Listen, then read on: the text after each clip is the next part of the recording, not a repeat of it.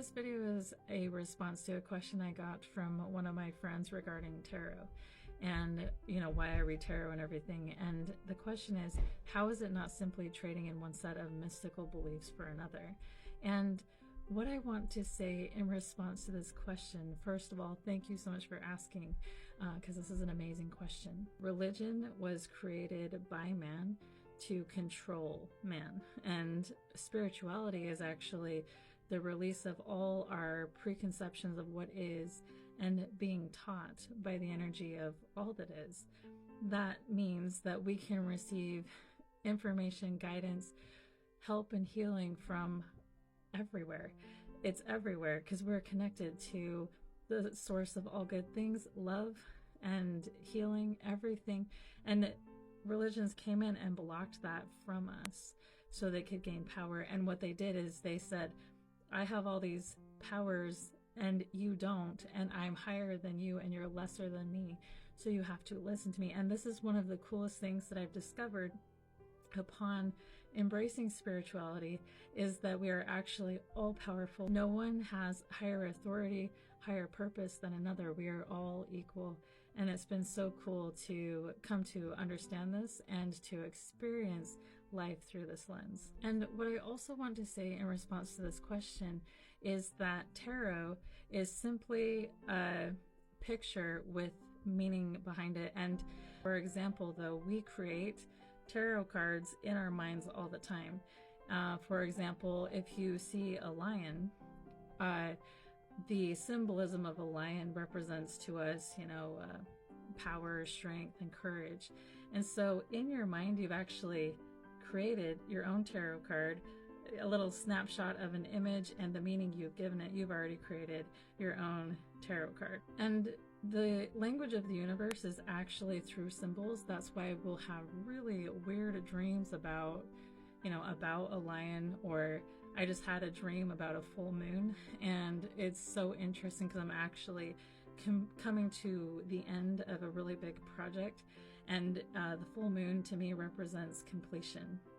And what I say to all of my clients actually is that if information shared from outside of you, I don't care if it's from a tarot reader, from a prophet, from your best friend, from a book, it does not matter.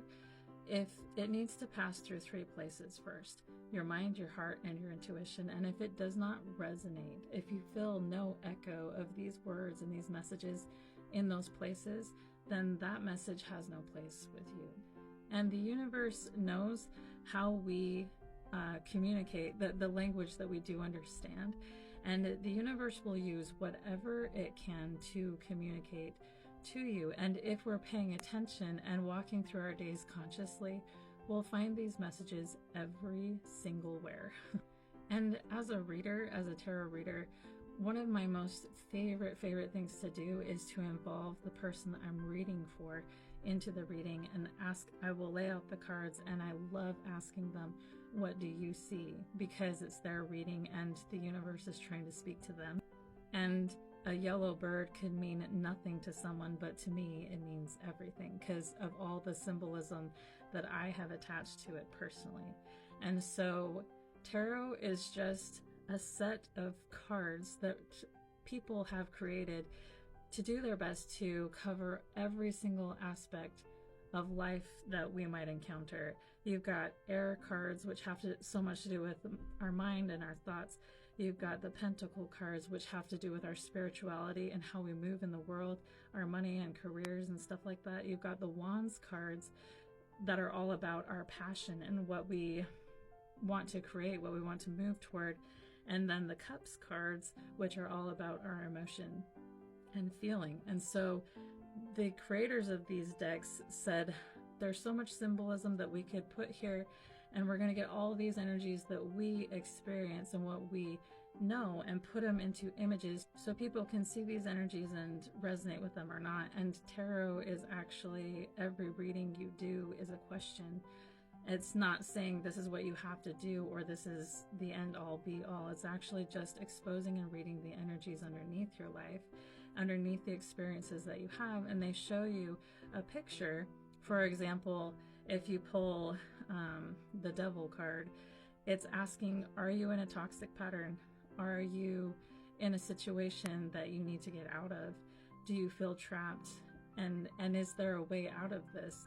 Tarot is a question. And on your journey of spiritual awakening, because you've already begun that journey, for example, when you left the church, you had to turn down the noise of everyone around you and turn up the sound of your own heart and the sound of what feels right and good to you. So you've already begun this journey of spiritual awakening. And to continue on that journey, you keep turning down the noise of the world and turn up your connection with all that is, and discover that you are made of the same energy of what gives life to all that is, the life that's in the trees, the life that is in your child, the life that is in the sun.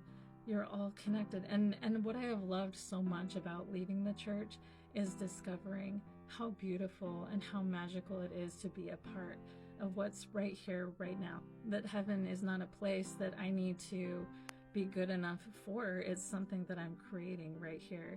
This awakening has meant everything to me, and tarot has actually been one of the most profound tools for my healing and my spiritual awakening. And so, no, it is not handing, going from one belief to the next. It's actually empowering me to be my own guide, my own seer, and my own revelator, and to have this communication with the light and love that guides me personally. And that is a power and a gift that we all have, and we all have access to, and I try to steal it away. And that is why I feel so passionately about reclaiming it for my own life. And I also feel so passionately about teaching other people how to reclaim it for themselves, because we were meant to guide ourselves. Even the energy systems of the chakras point to the fact that we were meant to be self-led and self-guided, and to have this sacred connection with all that is. And so that is my response to this question. And thank you again so much for asking it.